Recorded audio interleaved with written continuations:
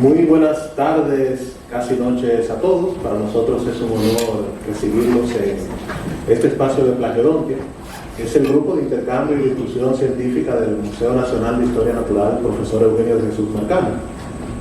Como saben, nuestros encuentros se hacen normalmente cada mes. Puede ser tanto por vía virtual como por vía presencial, como es en este caso.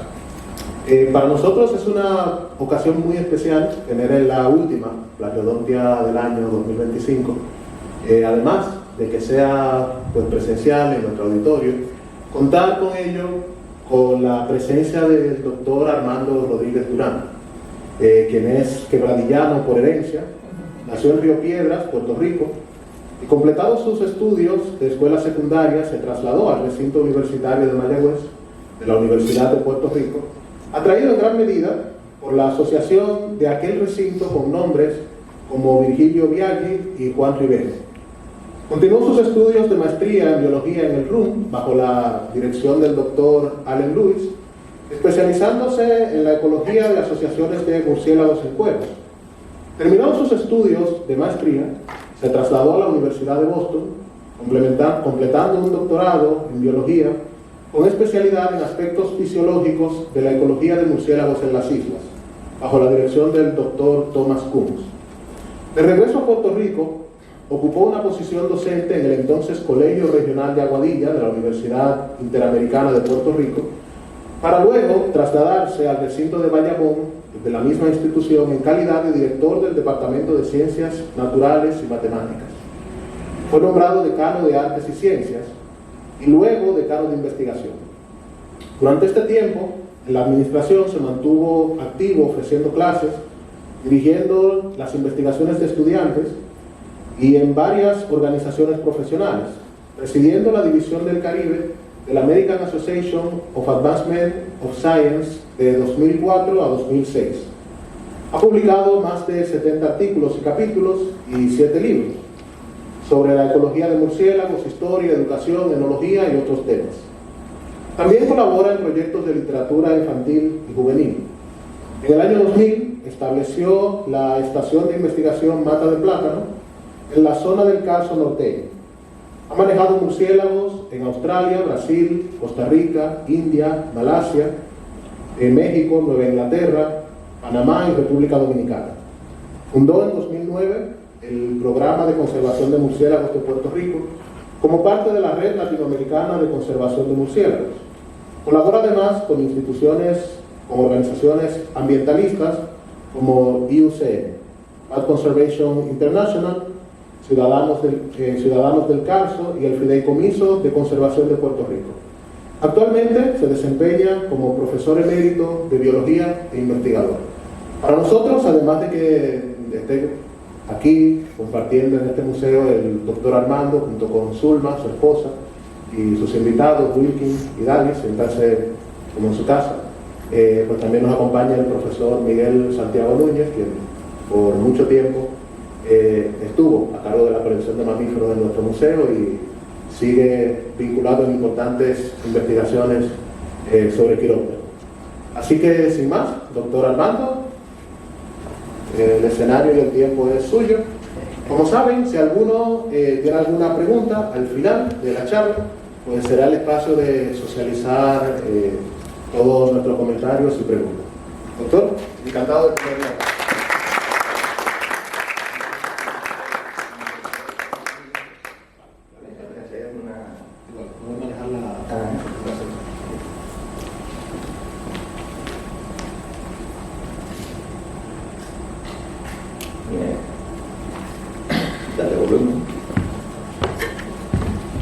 Bien, buenas tardes y muchas gracias por estar aquí. Yo sé que o descubrí en este viaje que el tráfico para aquí es complicado, así que muchas gracias por estar aquí presentes hoy. Yo vengo a hacerles la contestación sencilla a esta pregunta que nos falta por conocer es muchísimo, falta muchísimo por conocer. Pero yo voy a traer algunos temas puntuales que a mí me parecen particularmente interesantes, tal vez porque en algún momento hemos hecho un poco de trabajo por esa línea, pero queda mucho por hacer en ella. Y vengo también a hacerles una invitación a la que yo espero que se unan muchos de ustedes, todos ustedes se unan a esa invitación.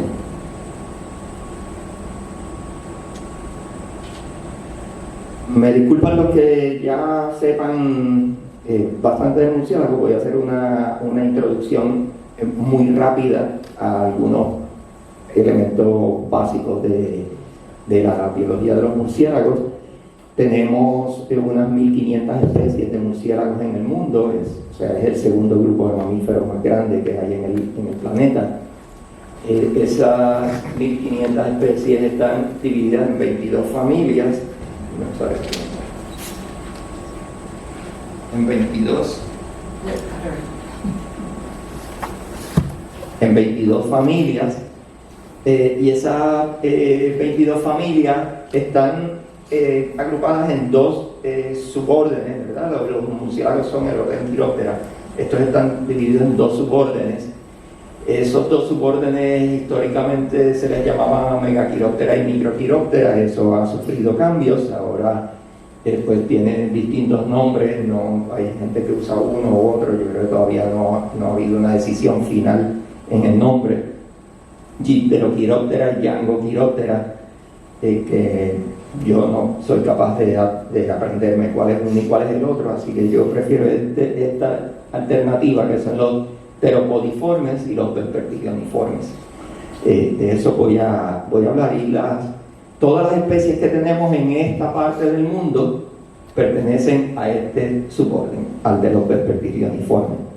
Esto es un pteropodiforme, que ahí están los zorros voladores, pero ahora hay otros grupos también. Y este es un murciélago casero de los que tenemos por acá, que pertenece al grupo de los vespertigioniformes. De esas 1500 especies que tenemos en el planeta, hay 61 en nuestro archipiélago. Y por nuestro archipiélago me refiero a este que está dentro de las líneas entrecortadas, que incluye a la mayor parte de las Antillas menores, pero no a todas, y por supuesto a las 4 Antillas mayores. Todas estas familias están representadas, bueno, no todas están representadas en todas las islas, pero dentro de este círculo encontramos estas familias. Esta familia que ven aquí, los balonúridos, eso lo encontramos en algunas de estas otras islas que quedaron fuera de lo que consideramos las Indias occidentales desde el punto de vista biogeográfico, desde el punto de vista de los murciélagos, porque si lo hacemos para reptiles, pues la línea cambia. Si lo hacemos para aves, como 40 de esas 61 especies son endémicas de esta región. No quiere decir que todas están en todas las islas, ¿verdad? Pero están únicamente en una o más de estas islas. Puerto Rico, por ejemplo, tiene 13 especies, y de esas 13 especies, unas 8 de ellas, 8 o 9, se encuentran también aquí, en la española. Hay algunas que las compartimos con las Antillas menores y otras que están únicamente en Puerto Rico. Así ocurre también con la española. Bueno, entonces, sobre lo que quiero hablarles en realidad es sobre qué debemos o qué deberíamos estar haciendo nosotros aquí en nuestra región. Hay unas ideas generalizadas históricamente sobre el trópico, como que en el trópico no hay un estrés ambiental, que no es importante, porque claro, porque aquí no cae nieve en invierno, o que el trópico es estable, porque no tenemos los cambios estacionales que tenemos en zonas templadas. De hecho, si ustedes entran a Google Scholar y escriben Physiology of Bats, de las primeras 8 citaciones que aparezcan, 7 van a ser sobre murciélagos de zonas templadas. Eso ¿Por qué? Bueno, por distintas razones. Una, por esta idea equivocada. Otra, por supuesto, porque hay muchos más investigadores en zonas tropicales, en zonas templadas que en zonas tropicales.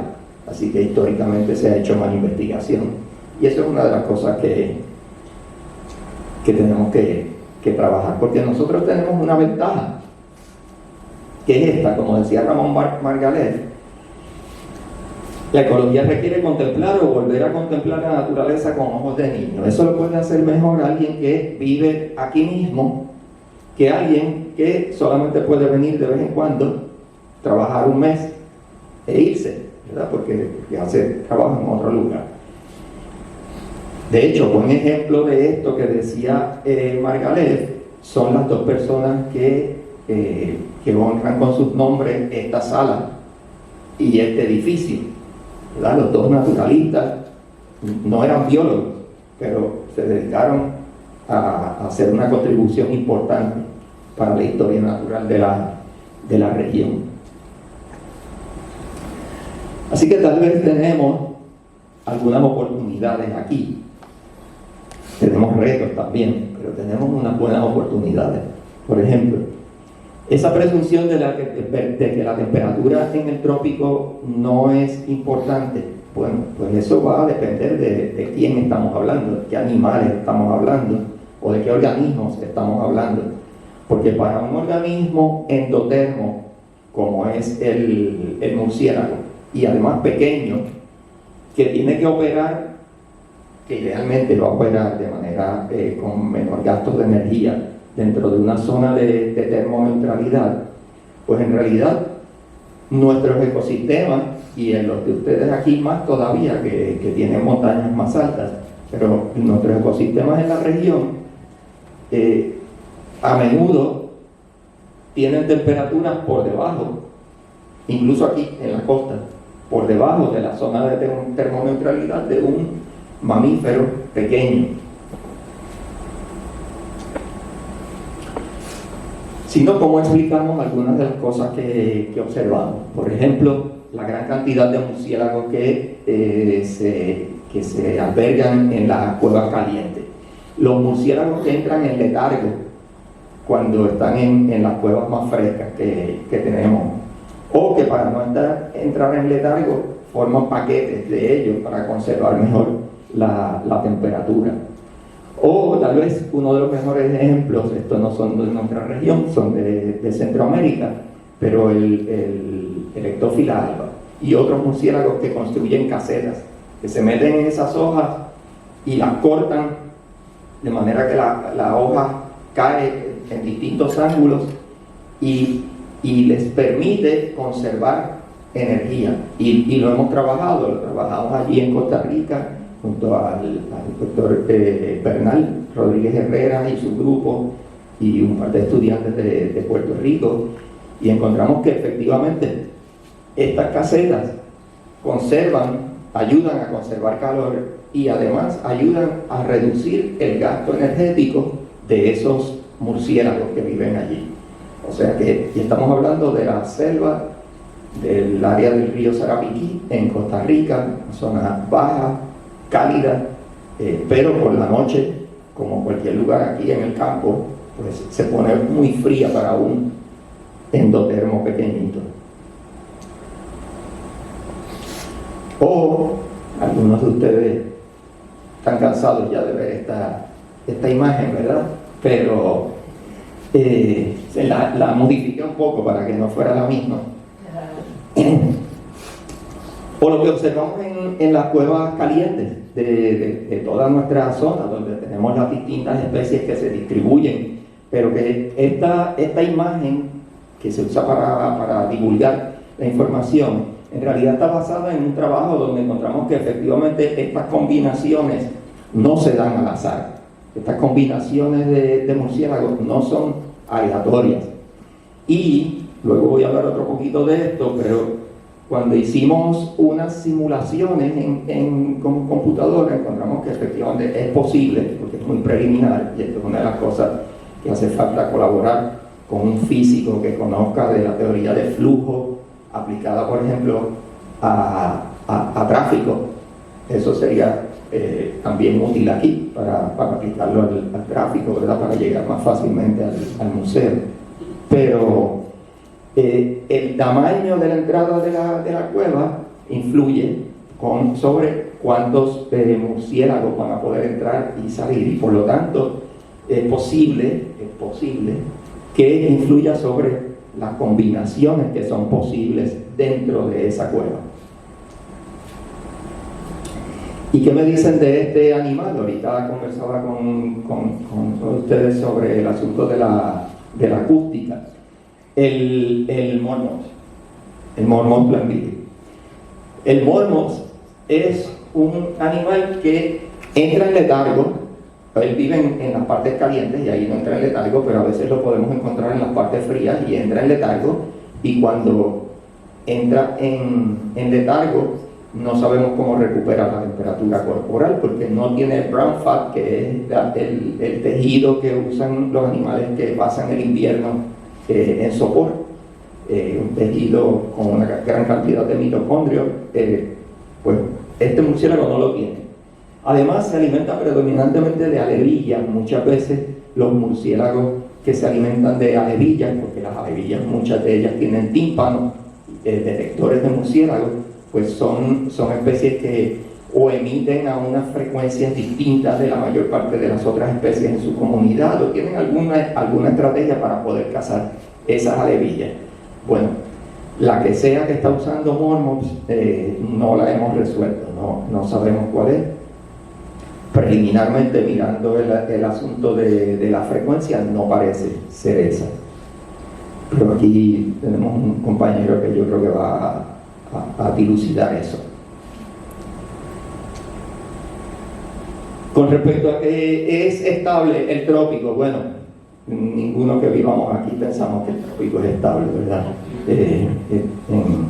En el caso de Puerto Rico, en los últimos 10 años, 3 años de sequía, 3 huracanes mayores, y que impactaron, porque claro, un huracán inunda y afecta a las áreas urbanas, ¿no? Pero huracanes que tuvieron impactos grandes sobre las poblaciones de murciélagos. Por ejemplo, esta es el récord de captura de Erophila bombifrons antes del huracán Georges. Esta es después del huracán, y esta unos años después del huracán. ¿Okay? Y de manera distinta afectó a distintas especies, pero el impacto que tiene sobre las poblaciones de murciélagos es importante, estos eventos. Eso tal vez explica por qué cuando miramos al continente hay tantas especies que se albergan en árboles, pero cuando miramos a las Indias occidentales acá, vemos que muy pocos, en realidad, en relación a los que usan cuevas, muy pocos usan árboles. Pero las cuevas son el refugio perfecto para los huracanes que llamamos los huracanes plataneros, ¿verdad? Esos huracanes relativamente suaves, que son tal vez la mayoría, pero no para los huracanes catastróficos. La condición isleña es importante, es algo que se ha trabajado. La persona que más ha trabajado el asunto de la condición isleña ha sido Brian McNabb, pero hemos hecho algún trabajo sobre eso en Puerto Rico. Hicimos algo preliminar comparando Puerto Rico y Costa Rica, porque la mayor parte de los trabajos miro una especie de islas, miro otra especie distinta de continente. Hace falta mirar más especies de las que no son endémicas, de las que encontramos tanto en nuestras islas como las encontramos en el continente. Y cada día hay equipo más económico, en realidad, para hacer este tipo de mediciones. ¿Qué me dicen el nicho alimentario, digamos? Aquí hace ya años nosotros miramos a Tadarida brasiliensis, un murciélago que es bastante común, que en el continente es súper abundante, que forma esas colonias de maternidad enormes en el suroeste de los Estados Unidos. Pero cuando lo miramos en Puerto Rico, encontramos que desde el punto de vista de su lugar en el esquema de regímenes alimentarios, se parecía más al miotis del continente que al tatarida del continente. Entonces, ¿cómo encajan estas especies? Porque aquí ellos no forman estas colonias enormes. Acá quienes forman estas colonias enormes son mormópidos. Es otro grupo el que forma esas colonias. Así que ¿cómo están organizadas esas comunidades o comunidades nuestras? Por otro lado tenemos este murciélago, el Eptesicus fuscus. Esto se ha estudiado ad nauseam. O sea, usted va a buscar información de murciélagos y es o eptésicos o miotis, ¿verdad? Porque es un murciélago muy común en los Estados Unidos, en Canadá, así que hay montones de trabajo sobre él. Pero ¿y qué me dicen de este complejo? Los molosus, que antes eran todos molosus, pero ahora están divididos, son molosus en Puerto Rico, Berrilli aquí y Milleri en Cuba. Pero son básicamente la misma especie, ¿verdad? Que llevan un tiempo ya aislados. Este es el murciélago más íntimamente asociado al humano en nuestras islas. Y sin embargo, sabemos casi nada de él. Aunque cuando solamente por razones de salud pública es un murciélago que deberíamos estar súper interesados en estudiar. ¿Qué sabemos de ese murciélago? Bueno, aquí hemos hecho cosas preliminares, distintas personas, distintos estudiantes, miembros del PCM en Puerto Rico han contribuido y tenemos algunos datos, pero son datos preliminares de cosas que sabemos de murciélago. Por ejemplo, sabemos que es el murciélago antrópico por excelencia. Esto, de los murciélagos que se encuentran en techo, casi el 80% de las veces es este murciélago. Cuando medimos su preferencia de temperatura en el laboratorio, también vemos que las temperaturas que prefieren no son las temperaturas que sabemos que se alcanzan debajo de un techo de zinc en una casa que va a ser más de 40 grados, no. Ellos prefieren temperaturas alrededor de los 30 grados. Cuando las pocas veces que hemos podido medir dónde están en una casa, encontramos que efectivamente esas temperaturas que prefirieron en una cámara de termopreferencia en el laboratorio es la temperatura a la que los hemos encontrado dentro de esas casas. Cuando miramos su conducta, cambiando la temperatura, vemos que si subimos mucho la temperatura, ellos básicamente se vuelven locos tratando de salir de la jaula en la que los tenemos. Mientras que a temperaturas muy bajas se agrupan, forman paquetes. A temperaturas altas empiezan a ventilar, empiezan a lamerse para ayudarse a bajar la temperatura. Así que nuevamente son estas temperaturas intermedias las que parecen favorecer. Tenemos idea de cuándo paren mayormente, que es importante para manejo y conservación, y de más o menos cómo se organizan, porque sabemos que por lo general si se captura un murciélago de estos en un albergue va a encontrar pocos machos y muchas hembras, o sea que probablemente forman un harén, pero cómo está organizado eso no lo sabemos. ¿Y por qué es que no sabemos más de ese murciélago que está por todas partes? Pues yo creo que es porque los biólogos somos un poco como las cabras que tiramos para el monte, ¿verdad? Porque lo que nos gusta son los murciélagos que están allá en el monte. Estos están en la ciudad, estos están en una casa, así que no le prestamos mucha atención. Vamos para los que están en las cuevas, vamos para los que están en el cerro. Pero este es un murciélago que está accesible, que sería un excelente sujeto de estudio y que hay tantas cosas por hacer con él que vale la pena que lo considere quien quiere trabajar con murciélagos. Bueno, y volviendo a las cuevas, que yo he sido mea culpa de lo que he tirado para el monte todo el tiempo, y he estado trabajando mayormente con murciélagos en cuevas calientes. Pues volviendo a las cuevas, como quiera, hay un montón de cosas que todavía no sabemos. Por ejemplo, sí sabemos, y sabemos de hace tiempo, el primero tal vez que lo sugirió fue Silva Taboada en Cuba, que aparentemente había unos cambios en razón sexual en las cuevas durante algunas épocas del año. También aquí, bueno, luego eso fue como en el 79, en el 81 también en Puerto Rico encontramos un cambio en razón sexual durante la época reproductiva en una cueva. Miguel con Diana y otro grupo de aquí hicieron un trabajo, encontraron unas fluctuaciones en 2 cuevas, si mal no recuerdo, ¿verdad, Miguel? En 2 cuevas, de una época del año a otra.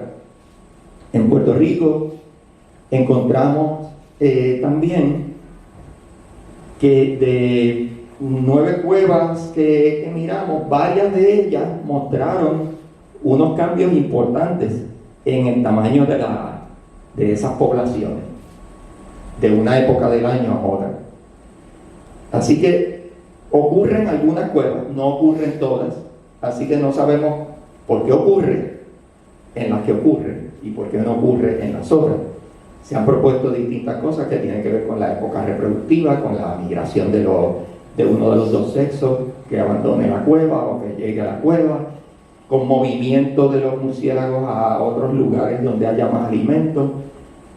Hay planteamientos hechos, pero ¿qué es lo que ocurre en realidad? No lo sabemos. Estamos en proceso ahora, trabajando, y el PCN-PR está trabajando de lleno en este proyecto, tratando de ver qué es lo que ocurre. Por ejemplo, si miramos solamente los machos, pues cambian el número de machos, porque el problema con el número de hembras es que como hay una época que están preñadas, pues uno no sabe si está capturando más porque la barriga hace que caigan más fácil en la trampa o porque en verdad hay más o hay menos. Así que estamos mirando el número de machos. Aparentemente sí hay variaciones en algunas cuevas. Estamos viendo cómo varía el total de capturas, porque los estimados que les mostré antes fue con video, con filmación, que hicimos aquellos estimados. Así que pues estamos tratando de explicar por qué es que ocurren estos cambios, pero no tenemos la explicación todavía. No hemos terminado todo el muestreo, así que no hemos terminado el análisis. También, dándole vuelta a esta idea, estamos pensando, bueno, y esa combinación de especies, esa diversidad, usando como diversidad, ¿cómo compara la que observamos con la que se generaría de manera aleatoria, usando simulaciones Monte Carlo, a ver cuál sería la diversidad y comparando una con la otra? Y hemos encontrado que en algunas cuevas, de momento, todo esto que les estoy diciendo ahora preliminar, en algunas cuevas es más alta, en algunas cuevas es más baja, en otras cuevas se ajusta más o menos a lo que sería una distribución aleatoria.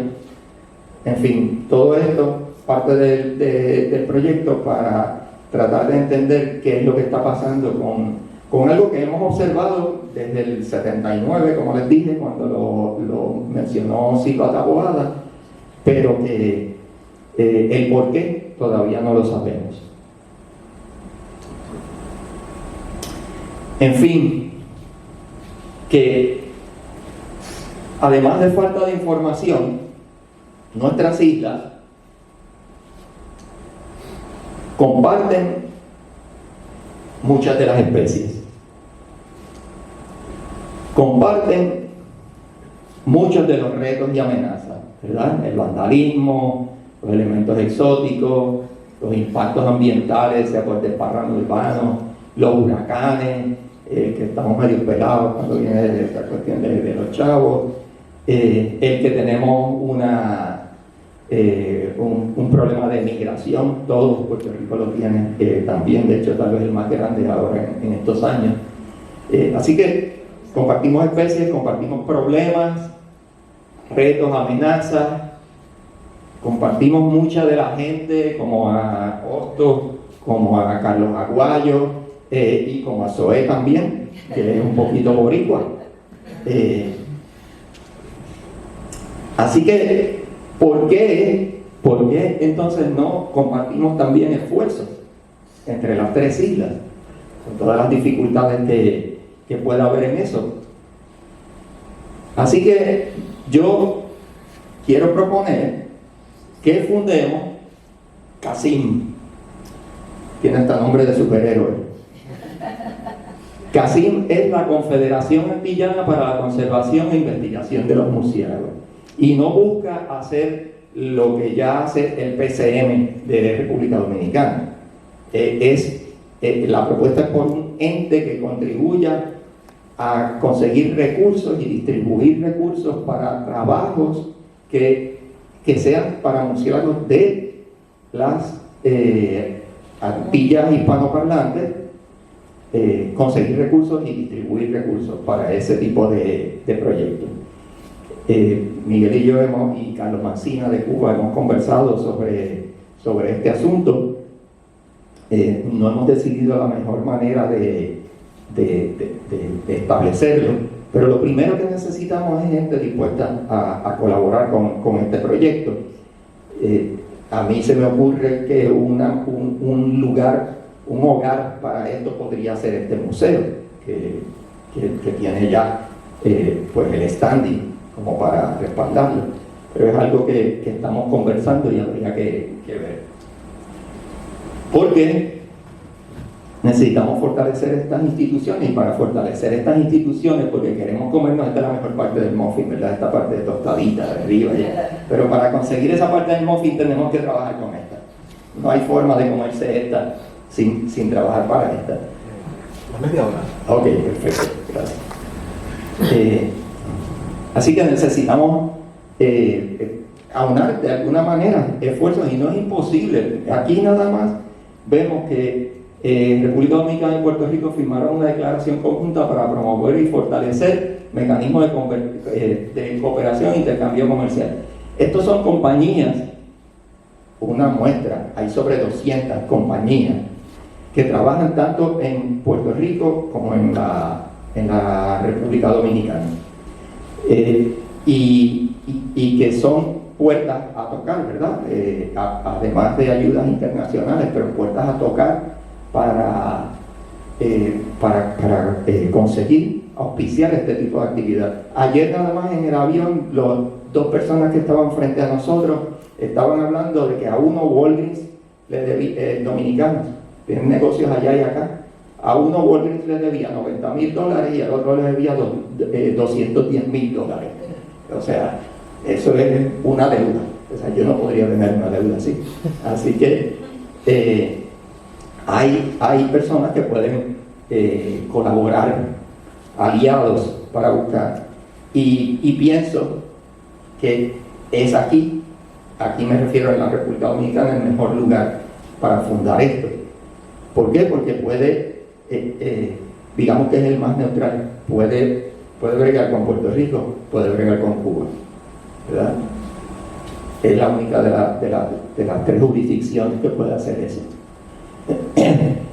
Así que, ¿quién dice yo?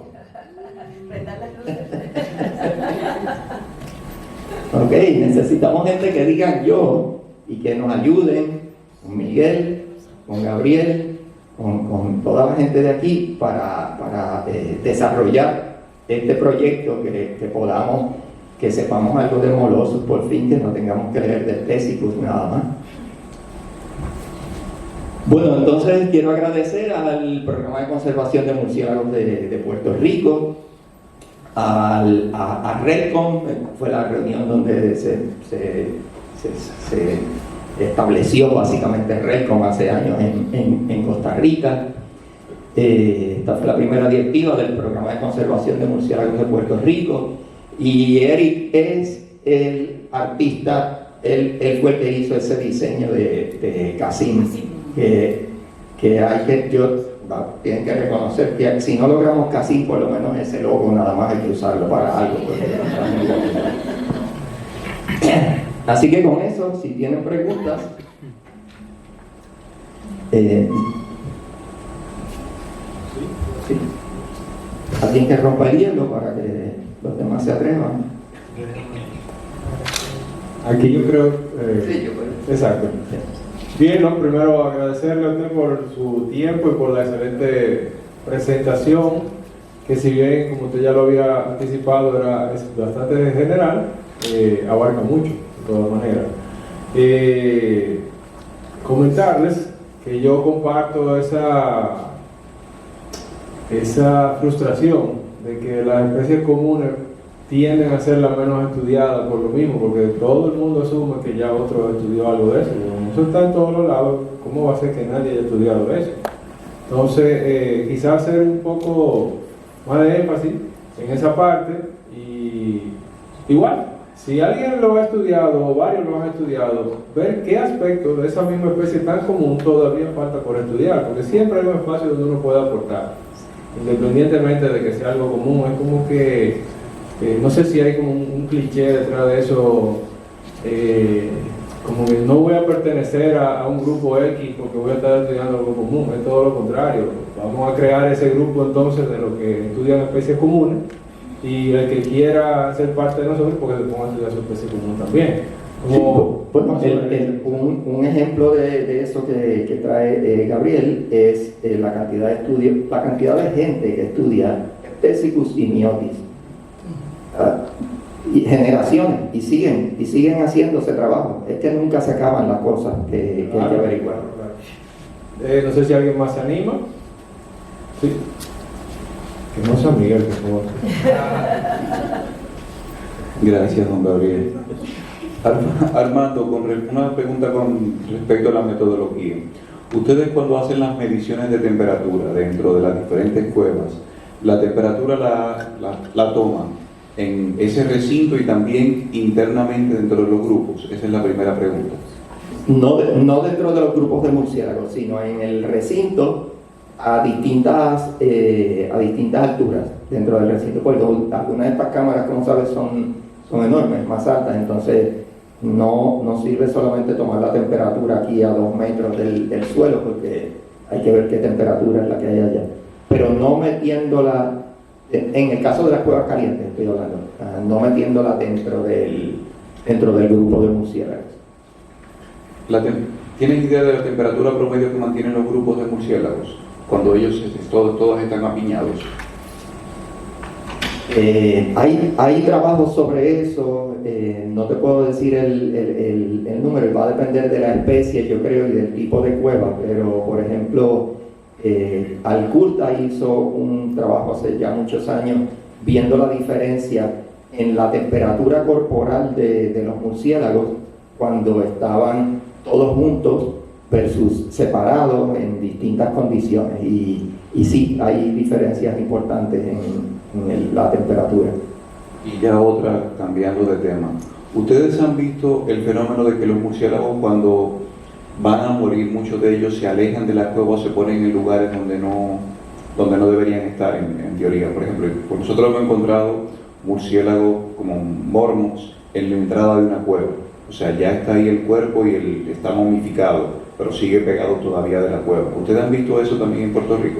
Bueno, encontramos sí con frecuencia algún murciélago momificado colgado en alguna saliente en la entrada de la cueva, pero mormos en particular, que me parece especialmente interesante, mormos a veces está en las entradas, en partes frescas de la cueva, y está en estado de letargo. Lo que sucede es que no hemos logrado inducir ese letargo en el laboratorio para ver cómo cómo recupera la temperatura corporal. Pero yo he visto un grupo de, qué sé yo, digamos, 30 mormos en la entrada de una cueva, sin formar paquetes, todos individuales, todos en letargo, puedes ir y puedes agarrarlos de la pared. Monophilus hace lo mismo, pero Monophilus sí forma paquetes cuando está en esa zona fresca. Se pueden encontrar paquetes pequeños y en ese caso no están en letargo, están alerta porque al estar formando un paquete mantienen una temperatura corporal más alta. Pero esos murciélagos mormos que están en la entrada, luego tú vas y no es que se murieron, o sea, ellos de alguna manera ellos lograron recuperar la temperatura corporal y moverse, irse luego.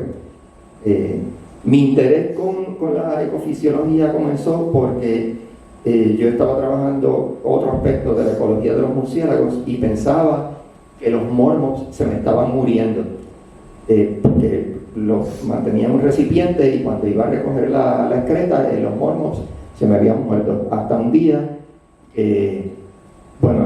al principio tenía que llegar caminando hasta la cueva, luego pavimentaron, podía llegar en el carro, y cuando llego, estos mormos muertos, supuestamente muertos, comienzo a ponerlos sobre el bonete del carro, que estaba caliente, en lo que seguía manejando los otros murciélagos.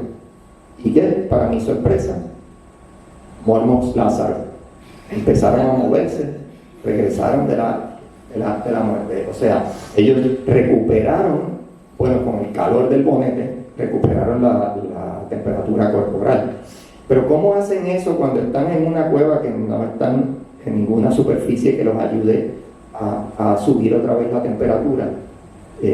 Eso me gustaría que alguien lo trabajara.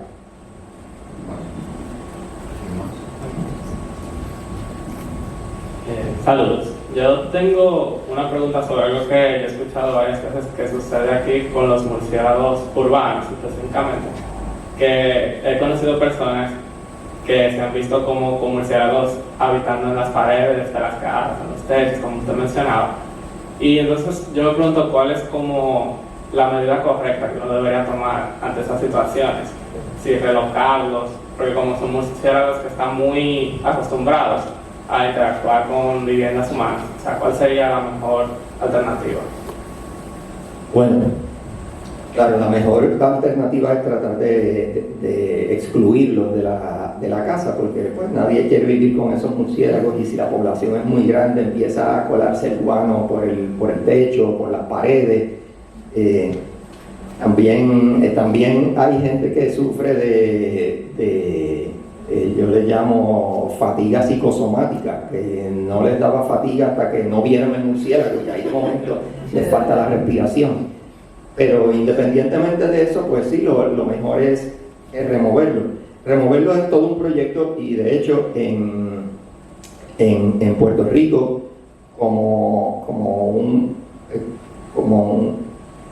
salió del programa de conservación de murciélagos de Puerto Rico, salió otro grupo, se formaron Wilkins, Eric, que fue el que vieron que les dije que hizo el diseño del logo, y otro miembro más del programa de conservación de murciélagos, y entre ellos formaron otro grupo distinto que colabora con el PCM, pero que ese no funciona, porque eso es todo un trabajo, todo un proyecto, hacer esas remociones. Así que trabajan con la educación, pero también con la remoción de esos murciélagos de manera que protejan a los organismos, ¿verdad? Porque hay fumigadores por ahí que van y le ponen pega y vienen y los matan y de cierta manera engañan a la gente, porque si tú pones una peguita y agarras 10 murciélagos, eso no va a resolver el asunto, es más complicado. Así que puedes comunicarte después con Bat Exclusion, que aquí está Wilkins, que además de ser ahora el presidente del PCM, trabaja con Bat Exclusion, y bueno, para ver, igual forman un Bat Exclusion aquí. Yo quiero preguntar sobre Cassin un poquito para conocer un poquito más. Exactamente, ¿qué rol desempeñarían las personas que decidan participar? ¿Serían como investigadores voluntarios? Bueno, podrían ser distintos roles porque no tendrían que ser investigadores necesariamente. O sea, ahí en cualquier organización así, y va a depender cómo se forme finalmente, porque todavía de eso no se ha decidido, si se forma como una ONG independiente o como un departamento o ente adscrito al museo. Pero haría falta gente que busque fondos, gente que científicos también, para que evalúen proyectos. Y yo, como lo estoy viendo, es un trabajo entre las tres islas. Como mencioné, ya esto Miguel y yo lo hemos conversado, y lo hemos conversado también con Carlos Mancina, que es el biólogo, que es quien tomó la foto que se usa en la portada del libro de Vasos y West Indies. Entonces, a los tres nos interesa el proyecto sería entre las tres islas. Los detalles, la realidad es que están por establecerse, por decidirse. Así que toda sugerencia que nos quieran enviar son bienvenidas. Ok, porque, por ejemplo, yo sé que hay varios biólogos, bueno, varios estudiantes de biología a los que les puede interesar, pero la mayoría de nosotros no tenemos, por ejemplo, conocimiento de monitoreo ni de investigación de murciélagos. Entonces, la persona que quisiera participar tal vez necesitarían algún tipo de entrenamiento, también necesitarían saber exactamente el horario, un poco incómodo también para nosotros. Entonces, eso, como que saber los detalles de qué podríamos hacer para ayudar y qué rol nosotros desempeñaríamos ahí, ya cuando se sepa más. Sí, bueno, ya ahora de salida pueden comenzar colaborando con el PCM de la República Dominicana. En Puerto Rico el PCM empezó en la Universidad Interamericana, porque cuando se fundó, todo el PCM completo era yo, no había nadie más. Pero ahí entonces comenzaron algunos estudiantes a colaborar. Y ahí tuvo distintas etapas de fusión y fisión, o sea, de algunos estudiantes formaron un subgrupo, otro. Al principio le llamamos una confederación de grupos interesados en los murciélagos. Pero finalmente se formó el programa de conservación, principalmente por gente que habían sido estudiantes, habían sido mis estudiantes primero trabajando con murciélagos, y luego con gente que se acercó a esos estudiantes cuando estaban haciendo sus proyectos y comenzaron a ayudarlos, y de esa manera pues aprendieron las técnicas, porque lo que mencionas de las técnicas es muy importante. Lo primero que yo le decía a un estudiante cuando se acercaba era, bueno, pues tú te vas a ir a ayudar a este otro estudiante que ya sabe, ayúdalo allí para que aprenda a montar una red, a ver si de verdad no le tienes miedo a un murciélago cuando te saque los dientes, y si tú en un semestre, al cabo de un semestre, todavía estás ahí, no te has rajado, pues entonces hablamos de proyectos. Así que sí, esa parte Wilkins asiente porque lo vivió, pero sí, lo importante ahí es comenzar a darle apoyo a gente que está haciendo proyectos que ya sabe, porque ahí entonces uno aprende las técnicas.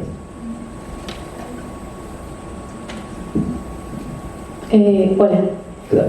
Una pregunta. Yo tengo entendido que sí hay murciélagos hematófagos, pero la gente tiene la mala concepción, yo creo que no debe ser mucho la proporción de murciélagos hematófagos. La gente tiene la mala concepción de que los murciélagos chupan sangre. Entonces, yo quiero saber si aquí, en las islas, qué proporción o si hay hematófagos o no. No hay. Hubo aparentemente en algún momento en Cuba, hace mucho tiempo, hay subfósiles de murciélagos hematófagos en Cuba, pero no hay ninguna especie. Existen, gracias. Existen 3 especies nada más que se alimentan de sangre. Las 3 se encuentran en el neotrópico, desde el norte de Argentina hasta el norte de México más o menos. Hay alguna preocupación de que se sigan moviendo hacia Texas con el cambio climático, pero de momento en esa zona es donde existen. Son 3 especies de las 1500 que mencioné que existen. De esas 3 especies hay una que se alimenta de sangre de mamíferos, hay 2 que se alimentan principalmente de sangre de aves, aunque hay una de ellas que se encontró que también consume de mamíferos. Son murciélagos pequeños, sacan una cantidad relativamente pequeña de sangre, pero mamíferos al fin, cualquier mamífero puede padecer de rabia, así que el problema principal es para la ganadería de esos murciélagos. Aquí no los hay, pero sí, la gente se imagina. Yo una vez fui a dar una charla y alguien me juraba que el murciélago casero, el Morosus, los machos tienen una glándula aquí, parece como una ventosa, daría la impresión. Y alguien me juró que había en su calle una casa, un bebé que había estado muy enfermo. Encontraron que era que un murciélago de esos por la noche venía, se posaba sobre el bebé y a través de esa ventosa le chupaba el alma o alguna cosa así. O sea que sí, a la gente se le ocurren todo tipo de ideas, pero no existen murciélagos hematófagos en las ardillas. Tengo otra pregunta. Si existen algunos ejemplos exitosos de conservación y también de concientización que se podrían replicar en nuestras islas, o sea, de los influencers de los locales, de lo que están, del casero o de los otros. Sí, yo diría que sí. Yo creo que, bueno, en Puerto Rico, por ejemplo, pues se han pasado leyes y hay cada vez más grupos más interesados en la protección de los murciélagos. El PCMR tiene, creo que son como 9.000 seguidores en Facebook, una cosa así. Entonces, yo creo que se pueden pasar todas las leyes del mundo, pero tal vez lo más efectivo de todo es hacerle buenas relaciones públicas a los murciélagos, que la gente empiece a verlos no como un animal que se está chupando la sangre de la gente, sino como un animal que una sola colonia consume 20 toneladas de insectos al mes, y esos 20 toneladas de insectos al mes, imagínate la cantidad de insectos que tendríamos, que muchos de esos insectos son importantes en la agricultura, pero otros también son portadores de enfermedades. Así que ese tipo de información yo creo que es la manera más importante de conseguir. Las leyes son importantes porque le dan fuerza a la gente para poder ir y decir, no, eso se está haciendo mal y está en contra de la ley. Pero hay que convencer a la gente porque si no, no van a hacer eso. Si no, las leyes se convierten en letra muerta. Armando, la manera más o menos como digamos el día a día en el cual se investigan aspectos fisiológicos de los murciélagos, que se toma temperatura, que se hace una cámara térmica, en general, ¿cómo es? Quizás muchos no estamos familiarizados tanto con laboratorios fisiológicos, trabajo fisiológico, como para uno imaginarse tanto cómo es ese asunto. Sí, la cuestión con la investigación, sea fisiológica o incluso de la que sea, ¿verdad? Es que también, y por eso el acercamiento que yo tenía a los estudiantes, en vez de un semestre y vamos a ver si duras el semestre, ¿verdad? Porque alguna gente llega pensando que va a ir a un documental de National Geographic y no es eso, porque National Geographic estuvo 2 años haciendo trabajo para que uno lo vea en 1 hora y uno tiene que estar allí en ese día a día, y si tú quieres hacer medidas, y eso es una ventaja que tenemos nosotros por estar aquí mismo.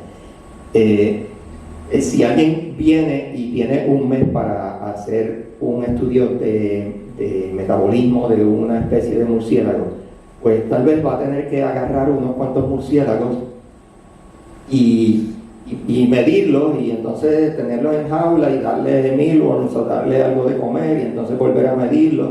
Pero nosotros no tenemos que hacer eso. Nosotros podemos ir y agarrar los murciélagos que vamos a medir y liberarlos, y después podemos ir y buscar más y liberarlos. Eso es bueno y es malo, porque como tenemos esa posibilidad, también podemos tener la tentación de, como tengo tiempo, pues lo hago mañana, ¿verdad? Pero es la ventaja de que podemos hacer buenas muestras. Un trabajo de ecofisiología, pues depende, ¿verdad? Porque hay técnicas ahora, ya hace unos años, donde se le pueden inyectar isótopos y uno hace mediciones así del animal que estaba en libertad. Para los trabajos de metabolismo basal que hemos hecho, pues uno va en la mañana cuando el murciélago está regresando, o sea, de madrugada a las 5, capturas el murciélago, te vas al laboratorio, lo pones en la cámara de respirometría para medir a base del consumo de oxígeno, estimas el gasto energético, y entonces luego los liberas, y entonces tienes que ir y capturar otra vez, y tienes que tomar en cuenta el estado reproductivo, y tienes que tomar en cuenta la hora a la que mediste, porque de todo lo que estuviste midiendo, uno los mediste a las 10 de la mañana y otro a las 3 de la tarde. Entonces, pero esas cosas, con una muestra suficientemente grande y con todas las herramientas estadísticas que hay, es bastante fácil separar ahí la paja del grano. Así que sí, es como cualquier proyecto de investigación, sea en el laboratorio o sea en el campo, después de la tercera vez es un poco tedioso, tiene que gustarle a uno. Sí. Saludos. Bueno, Armando, muy buena la presentación, valió la pena que viniera aquí, aparte de ver a Miguel, que nunca no lo habíamos visto y esa cosa. Mira, hay una realidad, y es lo siguiente.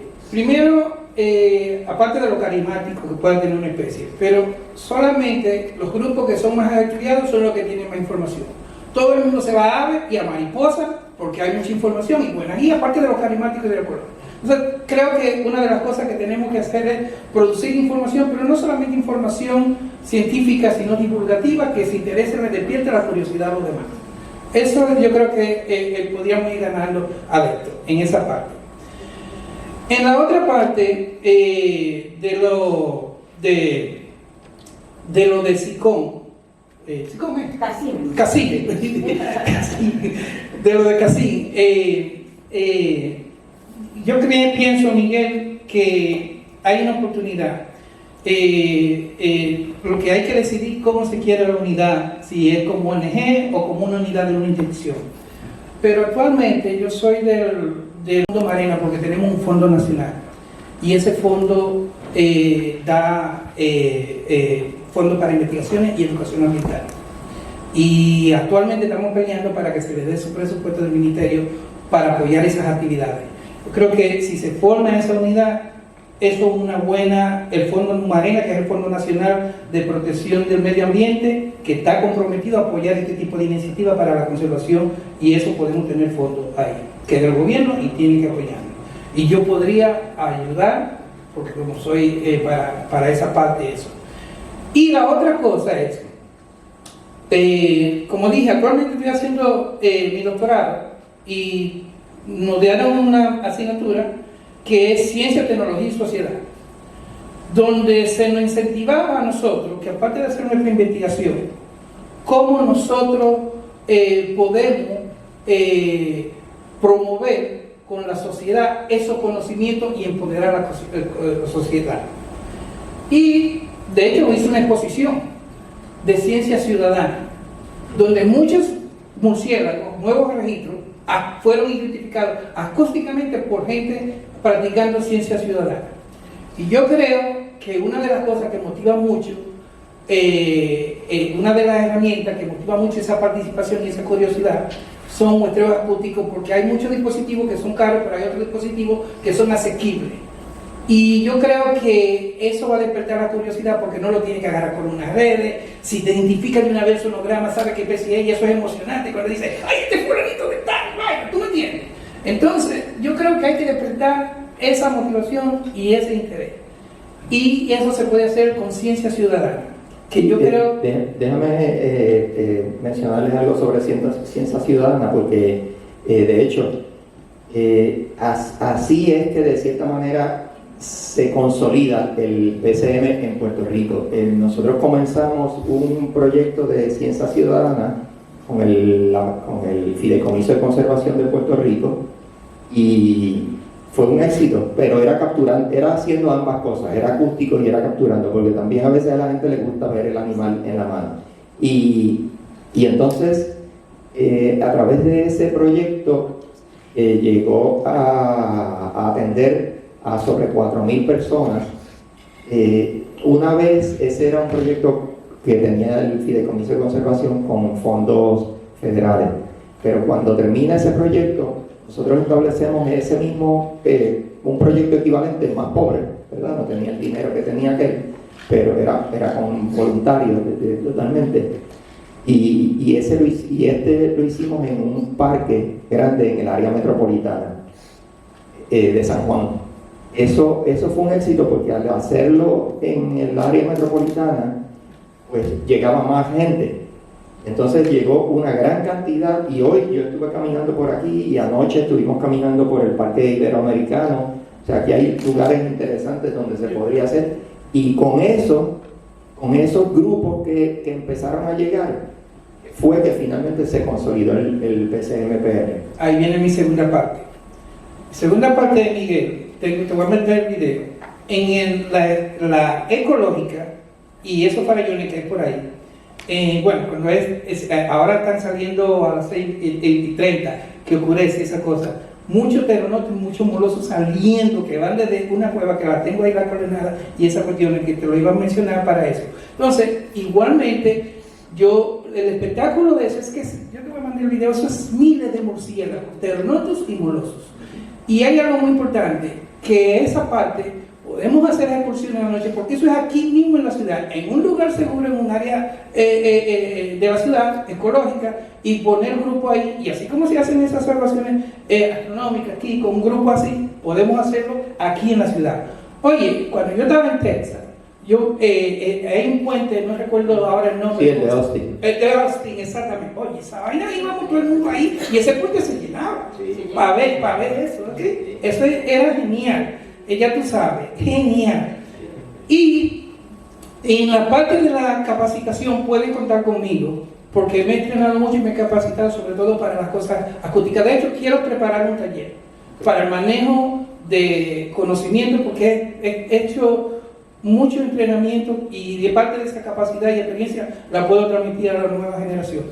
Y por último, ya la pregunta con respecto a tu fisiología, ecofisiología, ¿qué tal el uso de cámaras termo?